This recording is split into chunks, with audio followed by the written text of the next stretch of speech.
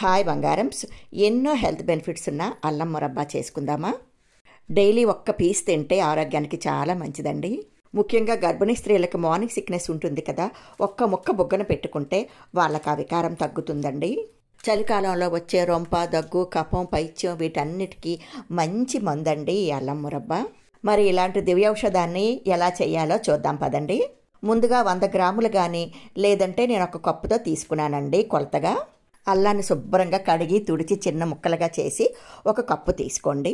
ఆ కప్పుతోనే 2 కప్పులు పంచదార, 2 కప్పులు బెల్లం తీసుకోండి. పంచదార తగ్గించి బెల్లం ఎక్కువ తీసుకున్నా మీ ఇష్టం అండి.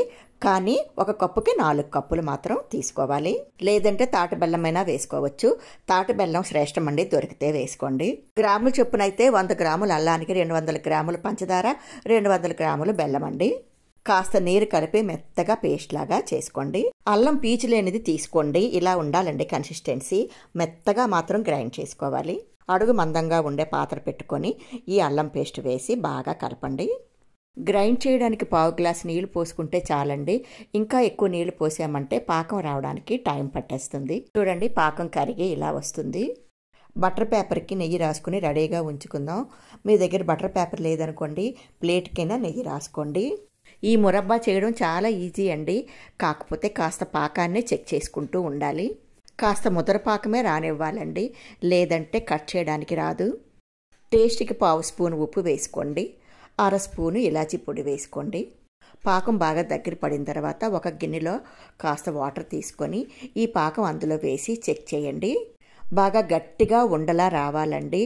అంటే ఎటు తిప్పితే అలా తిరగాలన్నమాట. ఇలా చెక్ చేస్తూ ఉండండి 2-3 సార్లు.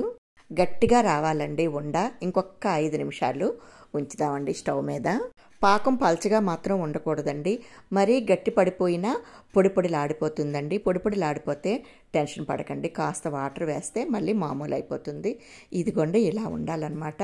ఇప్పుడు చూడండి ఎలా గట్టిగా ఉండలా అయ్యిందో. ఇలా ఉండాలన్నమాట.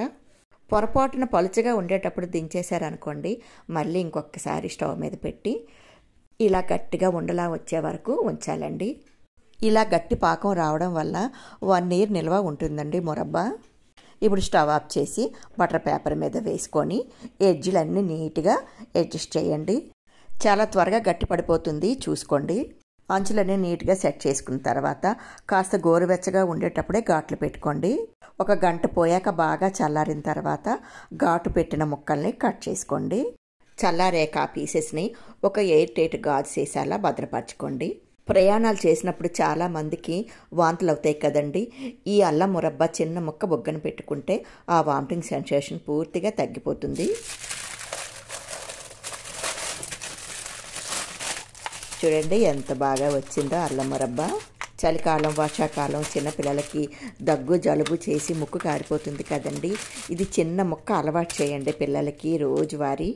చిన్నపిల్లల ఆరోగ్యానికి ఎంతో మంచిదండి. చీటికి మాటికి డాక్టర్ల దగ్గరికి వెళ్ళడం తగ్గుతుంది. అజీర్తి, కడుపుబ్బరం కూడా తగ్గి జీర్ణక్రియను మెరుగుపరుస్తుంది.